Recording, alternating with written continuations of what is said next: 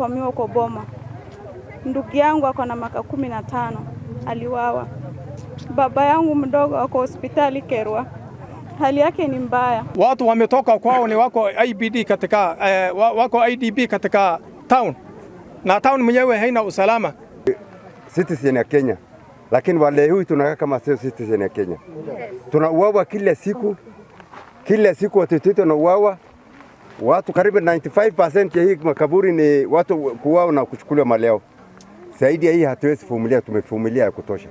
Jamii ya Wasomali kaunti ya Isiolo wamejitokeza na kukashifu kile wanasema ni ongezeko la mauaji dhidi ya jamii hiyo katika visa vya wizi wa mifugo ambao wanadai kulenga jamii yao kutoka kwa wahalifu wa jamii mbili wanazodai kuwa na hulka hiyo, ila hakuna hatua za kisheria ambazo zimechukuliwa kukabiliana nao. Kwaji tunapigwa na kabila moja kila siku, itakuwaje? Hatuwezi kubali hiyo.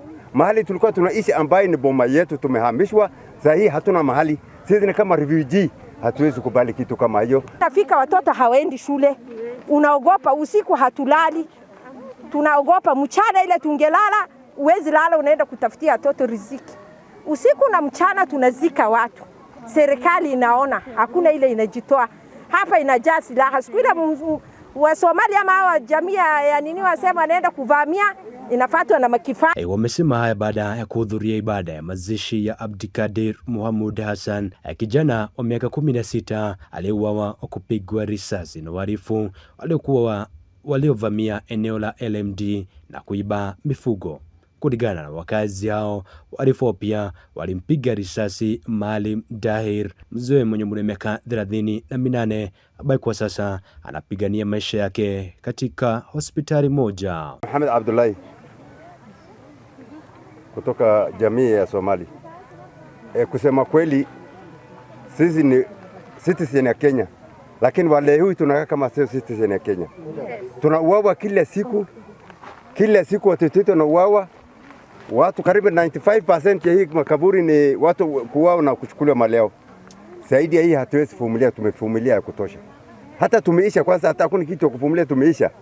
Sasa ile kitu iko. Serikali kuu tunataka. Ruto tumechagua. Itakuwaje tunapigwa na kabila moja kila siku? Itakuwaje? Hatuwezi kubali hiyo. Mahali tulikuwa tunaishi ambaye ni boma yetu tumehamishwa, sasa hii hatuna mahali. Sisi ni kama refugee. Hatuwezi kubali kitu kama hiyo. And this the end of this. Hatuwezi kubali. So kile kitu tunataka serikali. Baada ya wiki moja kama hamtachukua hatua, kusema kweli sisi hatuwezi vumilia zaidi ya hii. Sasa tunangojea watoto washukule kwa ndani manyumba. Hatuwezi kubali, mali imeisha, hatuna mali dakika hii. Kwa hivyo serikali tunataka washukulie hii kitu hatua. Hatuwezi kubali, hatuwezi kubali. Fatuma Mohamed, mimi ni kabila wa Somali. Mimi shida yangu ambayo inatusumbua hapa sisi kama Wasomali, jamii ya Wasomali, hatuna raha. Raha tumekosa kitambo, tumekosa mabwana, tumekosa watoto, tumekosa mali. Imefika hata kiwango la sema wao watoto wa shule. Leo hii ni wao watoto miaka 15, kila siku ni hivyo, serikali anaona. Nauliza serikali kitu moja. Kwani sisi ni refugee, hatuko chini ya bendera ya Kenya? Kwa nini serikali iko na macho mrefu ya kuona? Mbona serikali haina macho ya kuona sisi vile tunahangaishwa? Mbona haoni vile tunatandikwa? Mbona hawa wengine wanapelekwa na serikali, wanapelekwa na gari, wananunua rashi, wanachungwa kama kitu kingine? Kwani sisi sio binadamu? Sasa sisi wa Somali tunaona ni kama kura yetu inatuua. Hiyo kura yetu ndio imekuwa binduki yetu kwetu. Kwa sababu kutoka juu mpaka chini tumewajenga. Ikiwa tumewajenga na tupate usaidizi, tutaenda wapi?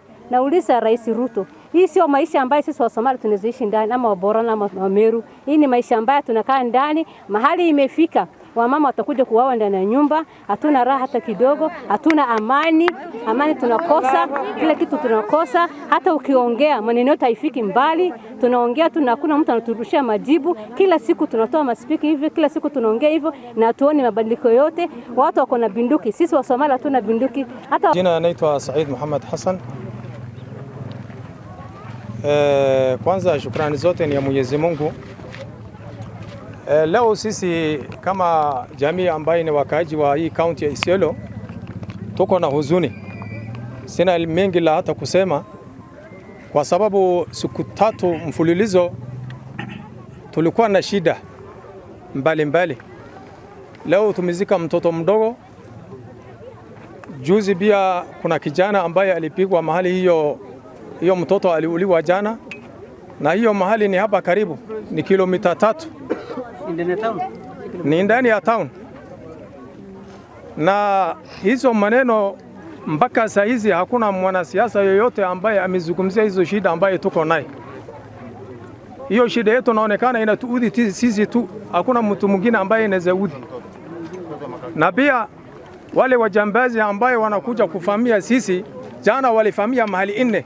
Watu waliitana kutoka mahali mbalimbali, wanataka kuhamisha hii wa jamii. Hii ni kitu ambaye siasa pia iko ndani, sio uhalifu peke yake. Hii watu wako na silaha ambaye hata jana maaskari walishinda kufuka kutoka hii daraja mpaka hata hii maiti tulishinda kubeba. Kwa hivyo sisi tunaomba rais, kwa sababu sisi hatuna viongozi. Hakuna viongozi ambaye anaweza sikia uchungu pamoja na sisi, kwa sababu tangu jana hakuna viongozi ambaye amejitokeza na ameongea hii shida zetu. Ni kama ni Isiolo hakuna shida. Isiolo mimi leo naongea hapa iko na shida. Usalama imetoka kwa mkononi. Mashule mingi imefungwa. Kambegarba kuna ambaye siku 3 watoto wajasoma. Hapa LMD ni namna hiyo. Kila mahali Bulabesa ni hivyo. Unasikia watu wametoka kwao ni wako IBD katika wako IDB katika town. Na town mwenyewe haina usalama. Mwanaume ako na bunduki na mwingine ako na rungu na mawe. Hiyo inawezekana? OCS ya Isiolo tunaomba kwanza deputy OCS atolewe. Ya pili all injured wale watu wa shifter wanakuwa injured wanakuja kutibiwa hapa hospitali moja Isiolo ambaye ni ya kiongozi ambaye tulichagua Isiolo. Na kila siku analetwa. Viongozi ya Isiolo wengine wanajua kile inaendelea, hawataki, wananyamazia usiku na mchana. Tunawaambia hawa wanasema hawataki kuguza hii watu, wanataka kura. Kura gani? Kitambo tufike 2027 watu watakuja kutawala nani? Wanakuja kutawala mamaiti. Maiti ndio itawapigia kura. Kitambo tukwishe, kwani wasijitokeze? Tulichagua viongozi lakini hakuna wale anatoka. Viongozi ya dini mahali kitu mbaya inatendeka wanatoka, hawatoki. Ni kama hawa viongozi wote wanajuana wote.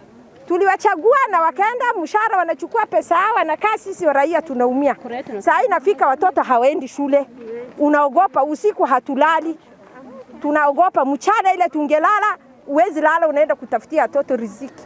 Usiku na mchana tunazika watu. Serikali inaona hakuna ile inajitoa.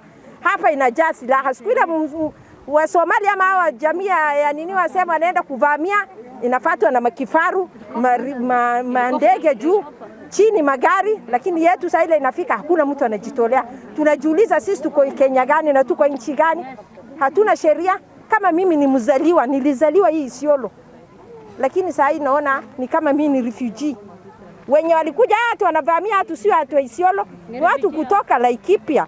Huko Makapedo ile wamepigana na Mapokot, Turkana, Baragoi sijui wapi, wakuja kutuingilia kwa manyumba. Na haitawezekana. Watu wenyeji tunakosa salama, watu wengine ndio wanakuja kwenda na mali. Ni kama wamepata ATM ya rais kutoa tu na kwenda, kutoa na kwenda. Saa hii General ukienda iko wagonjwa wamelala. Ukienda Meru iko wagonjwa wamelala. Halima Hussein. Mahali imefika inaonekana hatuna makao. Kama juzi Manyata ilipovamiwa tulipatana na deputy OCS. Tukamwambia hapa watu wako kuvamiwa. Akatuambia nyinyi wenyewe ni wanaume mjisaidie. Tukauliza aje mawe na risasi. Sisi tunaomba rais, hakuna viongozi ambaye sisi tuko naye aingilie kati hii maneno, atuhakikishe usalama kwa sababu yeye ndo ni kiongozi ya hii ya viongozi yote. Hiyo ndo tunasema na sisi tunamboleza ndugu yetu na jamii na familia ambayo tunasema asante. Wale watu ambayo wamesikia uchungu wamekaa na sisi tangu jana juzi yote kwa hii wiki, na tunarudisha shukrani hawa na tunasema asanteni sana. Kwa hivyo mimi maneno yangu Isiolo imetoka, usalama imetoka kwa mkono. Tunataka serikali ako usingizi. Tangu zamani tulikuwa tunasikizanga serikali yako na mkono mrefu, lakini hii serikali ambayo umetuwekwa hapa ndani ya Isiolo ni serikali ambayo haina masikio wala haina macho, haioni kitu ambayo inaendelea hapa.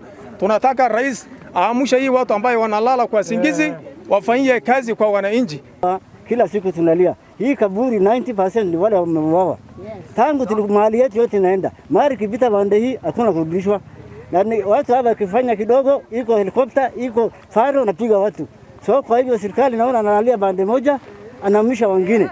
Kwa hivyo sisi tunaomba rais yetu Ruto, sisi tumeangaishwa ndani ya Isiolo, kabila zote, iko jirani yetu kabila moja anaangaisha Wamero, Borana, Wasomali, sisi tukae na salama Isiolo. Kwa hivyo mimi naomba serikali achukue hatua. Sasa tumevumilia zaidi kama serikali bana, kwa sababu wakubwa yote kwa hapa, county commander yuko hapa, county commissioner yuko hapa, kila mtu na mali anachukuliwa, na faro yuko hapa, mali naenda kila siku. Imekuwa ATM ya watu siku na mchana, semekane kwa mali ya bure, watu kutoka Baringo, Laikipia wameshikana na hawa, wanamaliza mali yetu. Sasa tutakubali tena, hii ndio misho. Mimi nasema hivyo sasa. Kabila mbili amehangaika na Borana, hakuna mtu mbao naishi Kambi Garba analala salama. Takwa alali salama, alamdi alali salama, na serikali hiko. Tunaomba serikali ya kaunti hii asaidie maisha hii kubadilika. Na sisi nyuma saa hii leo ndio misho ya kulia Somali Borana. Kufamiwa kwa Boma. Ndugu yangu ako na miaka 15 aliwawa. Baba yangu mdogo ako hospitali Kerwa. Hali yake ni mbaya. Wakizungumza na wanahabari wamesema wamechoka na kuzika wapendwa wao na wanahisi kana kwamba serikali haiwachukui kwa uzito unaofaa, licha wao kushambuliwa kila wakati na kuwacha wajane na mayatima wengi.